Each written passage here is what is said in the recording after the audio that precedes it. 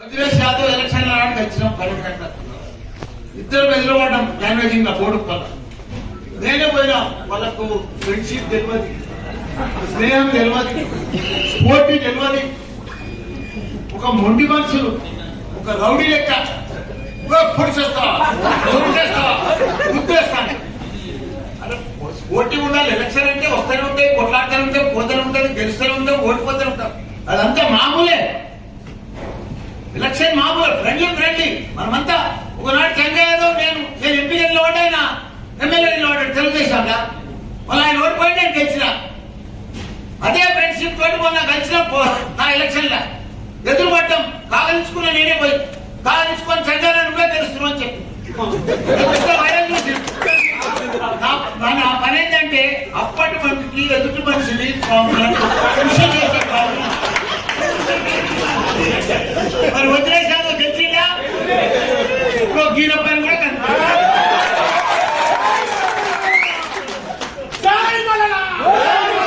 మనిషి కూడా ఒక భగవాన్ని కూడా ఒక ఫ్రెండ్లీగా చూసే తత్వం నాది. ఎవరైనా కలిస్తే ఒక బర్త్డే ఉందనుకో, చెప్పమా బాబు God bless you, happy birthday, నాలుగు ఎమ్మెల్యేగా, నాలుగు మంత్రిగా మళ్ళీ నేను ఆశీర్వదిస్తానే తప్ప. సేమ్ ఇంకా ఆయన కలిసిండు, ఎలక్షన్ లో నిలబడ్డాడు, ఎంపీగా నిలబడుతుండు, ఆల్ ద బెస్ట్ అని చెప్పినాం, గాడ్ బ్లెస్ అని చెప్పినాం, గెలుస్తామని చెప్పినాం తప్ప ఓడిపోతామని చెప్పాలి. ఎవరైనా చెప్తాడా నువ్వు ఓడిపోతున్నావు అని? ఎంత ఓడిపోయాడు కూడా చెప్పాలంట. చెప్పరాని మానవత్వం కాలేదు, పద్ధతి కాదు. కానీ పెద్ద స్టేటస్ లో పెట్టుకుని, బయట పెట్టుకుని, దాంట్లో పెట్టుకుని, ఫోన్లో పెట్టుకోవాలి. ఏమయ్యేది? ప్రజలు గెలవాలి. ఈటల రాజేందర్ ఏం చేసిండు మన మల్కాజిరికి? ఏమని తెచ్చిండా? ఆయన మన లోకలా? మనకు సంబంధమే లేదు. ఆయనకు క్యాడర్ లేదు, లీడర్ లేదు, ఓటర్ లేదు, ఏమీ లేదు. బీజేపీ ఇద్దరు నిన్న మన చైర్మన్ పోయి చదివారు. ఆయన ఇప్పటి ఓడిపోయింటే ఒక్కడు ఆయన బినామీ పిలిచి సీను గుడికాడికి వచ్చిండు చంద్రరెడ్డి. వాళ్ళంతా పోతుంటే ఆయన ఇంపడి ఒకటే పోయింది. ఆ పిలిచినే తోగ పెట్టుకొని పోతున్నాడు. చైర్మన్ అంటే మాత్రం నాగారం చైర్మన్ ఎట్లుండాలి? మా చైర్మన్ పెట్టున్నట్టు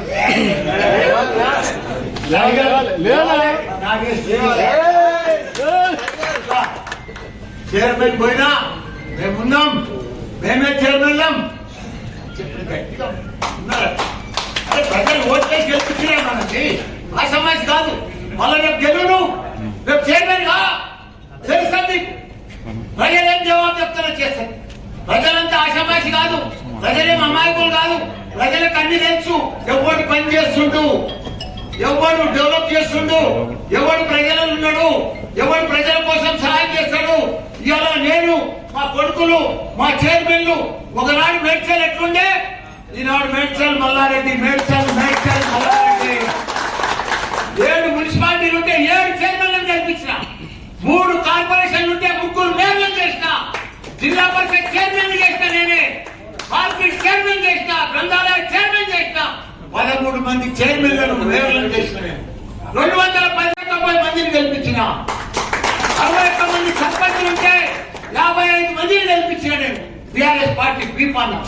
44 మంది ఎంపీటీసీ ఉంటే 40 మందిని గెలిపించిన, 75 మంది బ్యాంక్ డైరెక్టర్, సొసైటీ డైరెక్టర్ ఉంటే మొత్తం 100% గెలిపించిన, 450 మందిని బీఫామ్ ఇచ్చి గెలిపించిన నేను మేడ్చల్ల.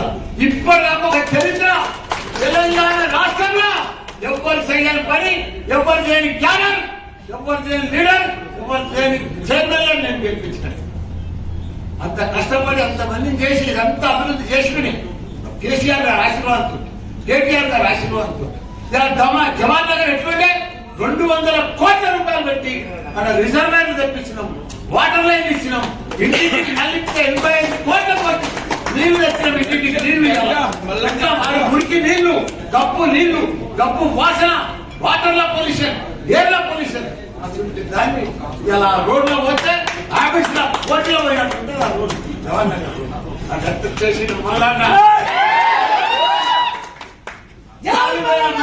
40,000 మంది ఇల్లు కట్టుకుంటే వాళ్ళకు పట్టా ఇప్పించిన ఇంటి నంబర్లు ఇప్పించిన ట్యాక్స్ ఇప్పించిన రూపాయలు ఇలా దమ్మాయిగూడెం ఇలా 15-20 కోట్ల రూపాయలు చెప్పించిన ఇదంతా టాప్ వాటర్ కానీ వాటర్ కానీ ఇవన్నీ రోడ్లు కానీ డ్రైనేజ్ కానీ మా రమేష్ కానీ మా నరసింహారెడ్డి కానీ ఒక ఇరిగేషన్ వాళ్ళకు లీడర్ అంటే బస్సులో తలెత్తుకునేటట్టు చేసినాం కాలనీలో ఎప్పుడు 25 ఏళ్ళు చెయ్యాలి పరంగా వాళ్ళు అర్థం చేపించినాం ఇలా నాగారం టాప్ వాటర్ లైన్లు ఏది ఎక్కువ మన చైర్మన్ ఎప్పుడు అనుమానకూడదు నీడని చూస్తే భయపడతారు ఏం చేయమని ఇప్పుడు మన చైర్మన్ పోయింది ఎంత నిమ్మడమైంది